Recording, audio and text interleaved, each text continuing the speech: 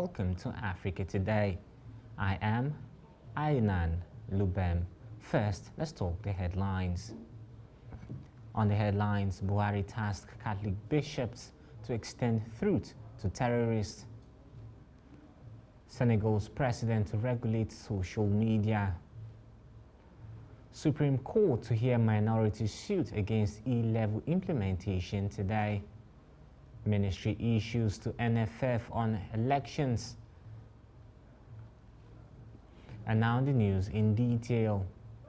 President Muhammadu Buhari has urged Catholic bishops to keep speaking truth to power, but tasked them to extend their message of change to violent non-state actors, saying some of them were propagating genuine cause but with mindless brutality. The president, while speaking on the theme of the summit, Fratelli Tutti, Path to Build Brotherhood and Sustainable Peace in West Africa, made this known at the opening session of the 4th Plenary Assembly of the Reunion of Episcopal Conference of West Africa, that is RECOA, held in Abuja on Tuesday. Buhari, who was represented by Vice President Yemi Osinbajo, noted that West Africa was passing through a season of considerable political, economic, and social turmoil, and urged the bishops to play active roles in building brotherhood, noting that peace would not reign in the region if it did not first reign in individual communities and countries.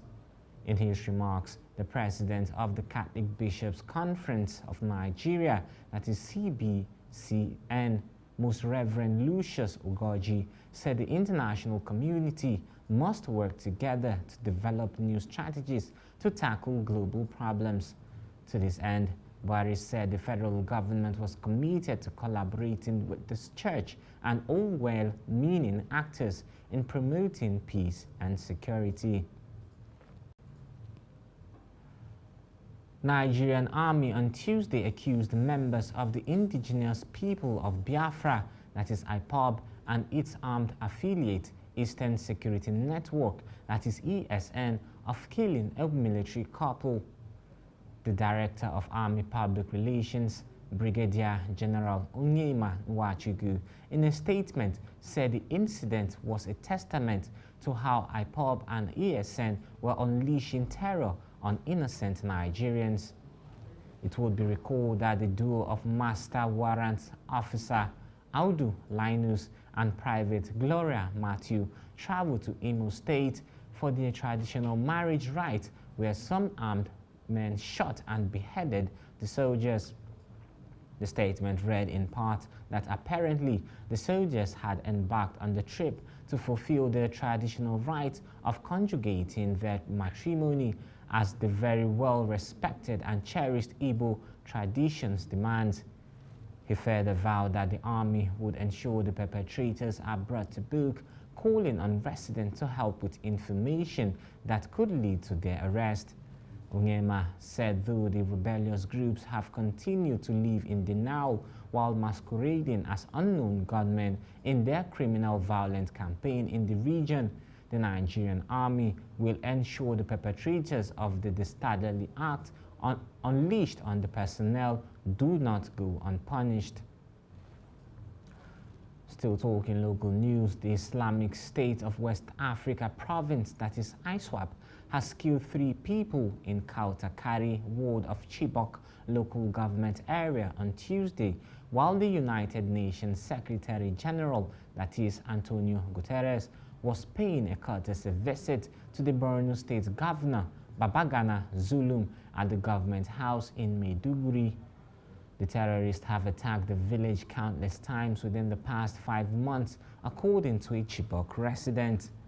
The attack, according to the villager, started around 6 p.m. and it got to the villagers deserting for safety in the nearby Sambisa forest, where the terrorists camped. The attack occurred almost the same time as the UN Secretary General was visiting Borno State for an emergency meeting. And also the level of damage done by the Boko Haram insurgency in Borno on the assessment. The UN chief who visited Guboe camp immediately when he arrived in Maiduguri told Zulum that he was happy with the condition he met the IDPs and pledged to offer all necessary assistance to ensure the safe return of IDPs to their ancestral homes in line with the state's government resettlement plan. Emir of Zazzau, Malam Ahmed Nuhu Bamali, has allegedly suspended 4 district heads and a member of the Kaduna State House of Assembly for organizing thugs and those with the spiritual power to prevent any sharp metal from cutting their skin to disrupt public peace. The media and publicity officer to the Emirate, Abdullahi Aliyu Kwabai, in a statement said the action of the district head violated a standing order against such acts and therefore they were suspended with immediate effect. The Emir read the Riot Act on the district head after the Eid al-Fitr Salah festivities in Zaria. He listed those suspended as Uban Garin Zazzau and district head of Soba, Alhaji Bashir Shehu Idris Sarkin Dajin Zazzau, and district head of Kubau, Alhaji Shehu Umar Aliyu, Wakilin Birming Zazzau, and member Kaduna State House of Assembly representing Zara constituency, Alhaji Suleiman Ibrahim Dabu, and Gurukuwan Kudu Zazzau, and Bursar FCE Zaria, Alhaji Muhammad Sani Wais. According to the statement, the district head violated Article 3 of the Emirate Rules and Regulations governing Durban horse riding. The rule directs all title holders against the use of local thugs known as Yan Tauri brandishing local weapons during any occasion, but the 4 district heads have violated the rule during the traditional Salah Durbar despite series of warnings. When we return, news from other parts of Africa. Don't go away.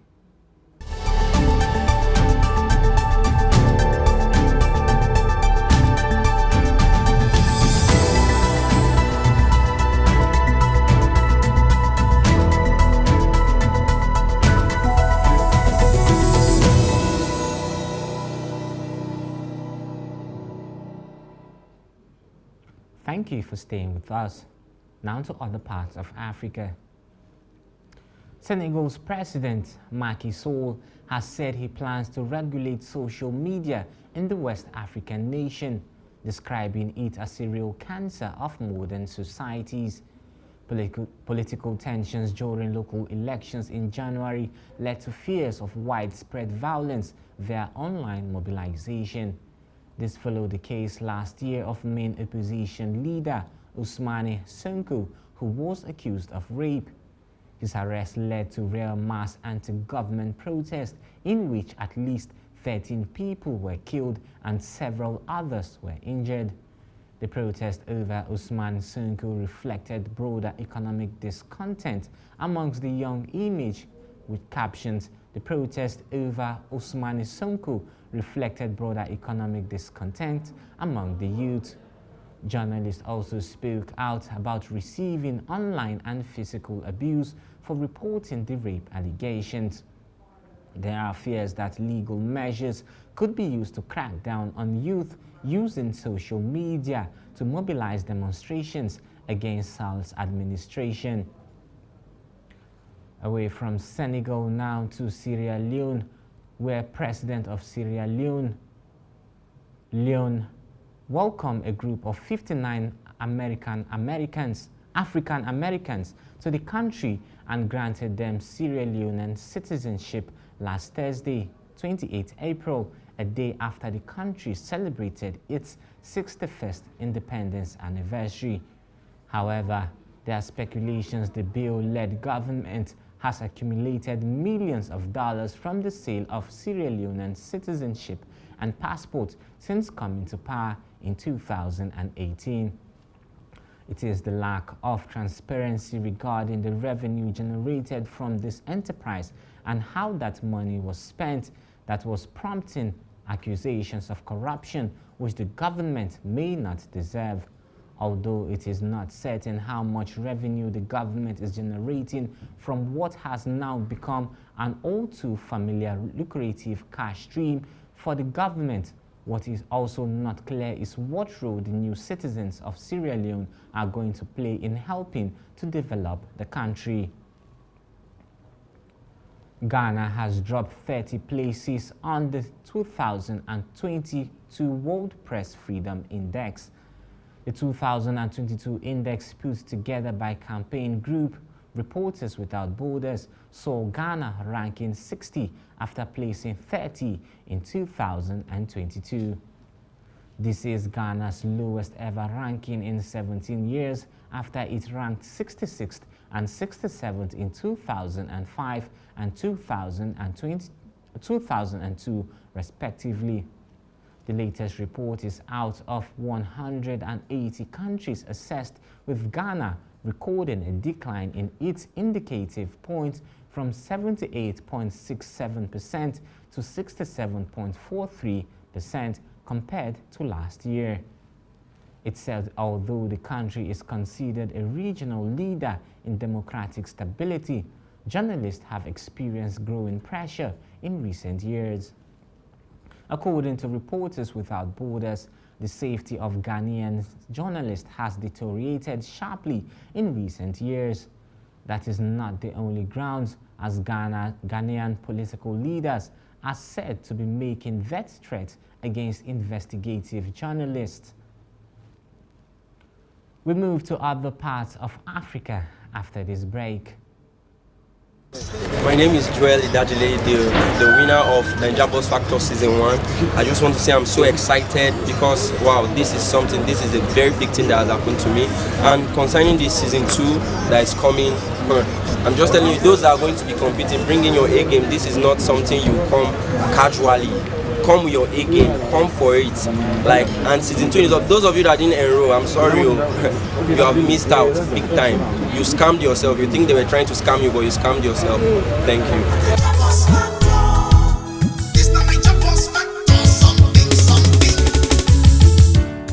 So, what's FM 95.5? Abuja carry this one. Say if you sabi sing, you sabi rap. You dey cook, you sabi cook. You dey shop, you sabi chop. Any kind talent, any which one? All of them. For the Naija Boss Factor idea. You be fashion designer. You dey do storytelling. I mean, spoken words.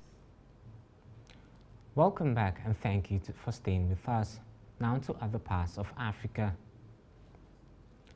A memorial museum and some businesses have been damaged in Addis Ababa after clashes between police and Muslims celebrating the end of the Ramadan broke out on Monday. The incident occurred outside the International Stadium in the center of the Ethiopian capital, where Eid al-Fitr prayers were taking place. Although 76 suspects have already been arrested by the Ethiopian police, a member of Ethiopian High Council of Islamic Affairs reported that people at the scene told him a policeman accidentally fired a round of tear gas, which triggered a confrontation. Reports gathered from demonstrators said shouts of "Justice for Gondar" and "Don't burn our mosques, don't kill our people" were heard from the crowd. At least 20 people were killed last Tuesday in the northern city of Gondar while attending a funeral. The Islamic Affairs Council of the Amara region says extremist Christians are responsible for the deadly attack. The region's security authorities said on Friday that 373 people had been arrested. Kenya's Deputy President William Ruto has said that subjecting Wiper leader Kalonzo Musyoka to a humiliating running mate interview is impunity. Speaking on Wednesday, the second in command insisted that every leader deserved respect. Ruto added that Kenyans must reunite to eliminate the culture of deceit in politics, which is all some politicians are known for. This comes amid reports of unease in Kalonzo Musyoka's camp, with allies urging him not to show up for the Raila running mate interview. They argued that he has been vice president for 5 years and deputized Raila twice. They insisted that going for the interview will be disrespect. Away from Kenya now to Al-Shabaab jihadists who were armed with guns and explosives and stormed an African Union base in Somalia, triggering a fierce firefight that killed Burundian peacekeepers. A high-ranking Burundian military officer said about 30 soldiers were killed and another 22 wounded, while a dozen were missing. Al-Shabaab, which has been waging a deadly insurgency against Somalia's fragile central government for more than a decade, claimed responsibility, saying it had taken control of the capital and claimed to have killed 173 soldiers. Somalia's government said it condemns the attack targeting ATMIS and appealed to the international community to do more to support Somali forces and ATMIS in effectively combating terrorism. The transmission mission, made up of troops from Burundi, Djibouti, Ethiopia, Kenya and Uganda, is tasked with helping Somali forces take primary responsibility for security in a country that has been mired in conflict since 1991. Away from international matters now to business. According to the Central Bank of Nigeria, that is CBN data, the debt owed to Nigerian banks by operators in the power sector rose by 12.83% in 1 year to 861.14 billion naira in December 2021, amid the lingering problems plaguing the sector since it was privatized over 8 years ago. Journalists had reported in July 2020 that the core investors in the distribution companies were looking to restructure the loans advanced to them by banks for the acquisition of the power assets. In November 2013, the nation's distribution and generation companies were privatized through the Bureau of Public Enterprises, fetching about $3.2 billion for the federal government, as the DISCOs and GENCOs were sold for $1.7 billion and $1.5 billion respectively. The federal government of Nigeria officially privatized the 6 successor power generation companies and 11 distribution firms that were unbundled from the defunct Power Holding Company of Nigeria. Still talking business matters, the United Nations Development Programme, that is UNDP, and the Pan-African Agency of the Great Green Wall, that is PAGGW, have signed a 5-year Memorandum of Understanding, that is MOU, to reinforce and operationalize collaboration towards the common goal of contributing to the Great Green Wall Initiative, that is GGWI, in the Sahel region.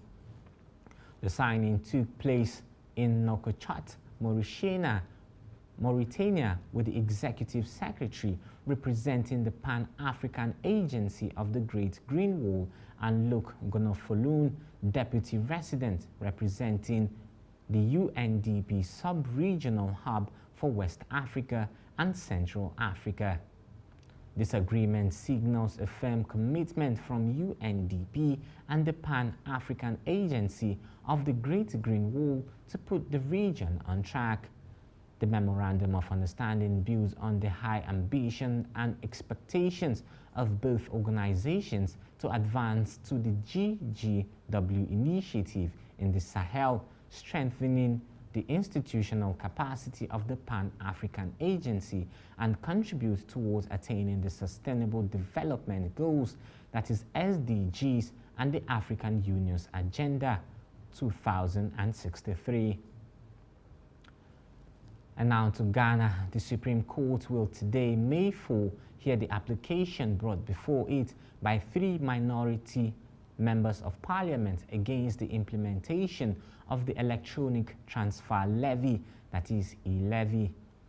The MPs filed the suit on Tuesday, April 19, following the bill's passage by the Majority Caucus on Tuesday March 29, 2022, despite a walkout by the minority caucus. They contend that the parliament did not have the required number of at least half of its members present when the controversial tax policy was approved. The three members of parliament, led by the minority leader, Haruna Idrisu, want the Supreme Court to declare that the said approval was contrary to law. The two other members of parliament are Samuel Okedzeto of Blakwa, the member of parliament for North Thungu and Bakwa Central, that is MP Mahama Aya Gariga. The MPs insisted that the level would worsen the plight of Ghanaians in the face of current harsh economic challenges. The MPs subsequently sought an injunction against the implementation pending its substantive case. However, that did not stop it from seeing the light of day. Still to come on Africa Today is sport. Don't go away.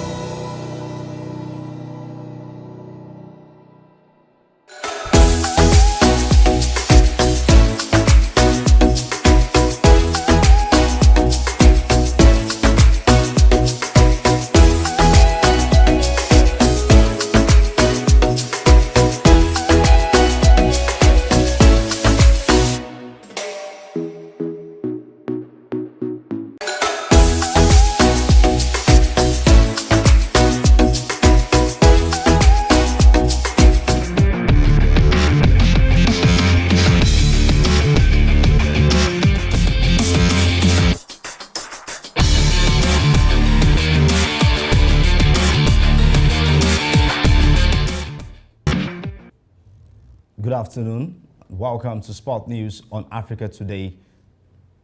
Now, I'm Richard Badung. Now to sports.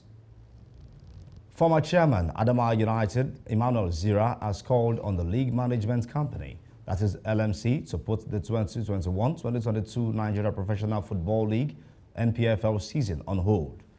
Zira's statements came on the heel of violence at different match venues in the league, with the latest in Ilorin and Lagos. Findings showed that the game between Kwara United and Rivers United was marred by off-pitch incidents in Ilorin, while the game involving Mountain of Fire and Miracle Football Club and Enugu Rangers saw the match official being manhandled by a fan in Lagos State. Despite several fines and bans by the LMC on clubs to curb the menace, violence continues to rock various match venues across the country. Zita suggested that the season be put on hold to allow the league governing body to look for a solution to the violent acts. Away from football now, from Nigeria, South Africa tennis star Kelvin Anderson, a two-time Grand Slam finalist and former world number 1, is set to retire from sports at the age of 35. He's currently ranked 107th in the world. The Johannesburg native announced his retirement through Twitter on Tuesday. The tail server at 6 feet 3 inches lost the 2017 US Open final to Rafael Nadal and then the 2018 Wimbledon final to Novak Djokovic. Anderson won 7 singles tournaments on the ATP Tour and managed to remain ranked in the top 10 between early 2018 and the summer of 2019 before suffering several injuries and undergoing surgery. A month ago, the South African, who was still in the top 100, was knocked out in the second round of the Miami tournament by Argentina's Juan Manuel Quirindolo in 3 sets. Anderson, who has been a professional since 2007, has earned more than $17 million in prize and singles and doubles during his professional career, according to ATP Tour's official websites. And that's your sport news on Africa Today. Back to Ainan Lubem for the rest of the news. I'm Richard Badum. Hey! Nigeria Boss Factor Season 1! It happened last year when we had 7 finalists vying for the grand prize, M Grand 7 2021 model worth 11.5 million naira. For the winner, season 1, Niger Boss Factor, John Ibachole! This year, it is even bigger and better. My name is Joel Idajile, the winner of Naija Boss Factor Season 1. Those of you that didn't enroll, I'm sorry, you have missed out big time. You scammed yourself. You think they were trying to scam you. Register for the Naija Boss Factor Season 2 with the sum of 5,500 naira payable to GT Bank account number 0561 094 161. Send payment proof to WhatsApp portal number 0901 625 2525. Go to www.bossfm.ng to complete your registration. Call 0808 237 0000 or 0811 584 1500 for more information. Naija Boss Factor Season 2. Celebrate culture, celebrate life. Terms and conditions apply. Thank you, Richard Badung, for the news. Before we go, let's quickly let you know that South African convict Thabo Bester, also known as the Facebook rapist, for using the social networking site to lure his victims, has been found dead in his prison cell, according to local media reports. The Department of Correctional Services spokesman is quoted as confirming the death at the Mangau Correctional Center in Bloemfontein. Simbaku Zumalo said an investigation was underway to determine the cause of his death. Zumalo said he was discovered at about 3:35 a.m. on Tuesday morning, where his cell was burnt and was found on the floor. Bester was serving his sentence for the 2012 murder of a model. Previously, he was convicted of raping and robbing 2 aspiring models he had lured on Facebook. And that's Africa Today. Before we go, here are the headlines once again. We told you Buhari tasked Catholic bishops